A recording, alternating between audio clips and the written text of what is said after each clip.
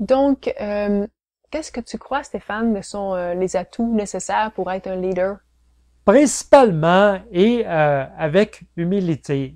Il faut être reconnu euh, dans l'entreprise pour avoir les compétences nécessaires pour être un leader. Premièrement, il faut avoir le caractère pour. Je crois que c'est essentiel pour être un leader efficace. Il faut démontrer une grande intégrité et honnêteté. On parle ici d'avoir une bonne éthique, authenticité, ouverture et être transparent dans ses actions.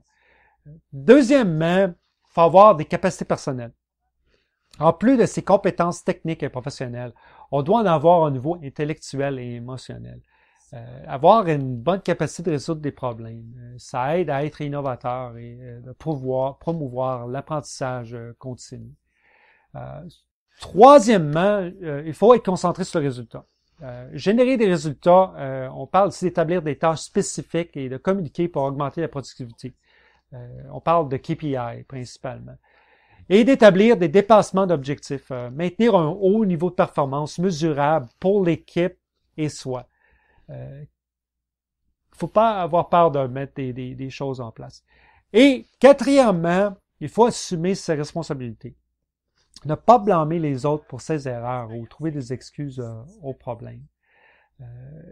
Il faut, cinquièmement, je dirais, avoir des atouts interpersonnels, avoir une capacité d'inspirer les équipes à atteindre une plus haute performance, atteindre la confiance est probablement un point principal pour ça.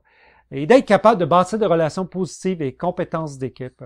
Exemple, être honnête a un impact positif sur les coéquipiers.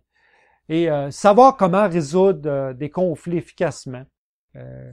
On parle par exemple d'avoir les étapes de réflexion, on parlait il y a quelques minutes, d'avoir une bonne attitude et dissecter le problème et de résoudre et principalement se concentrer sur le futur.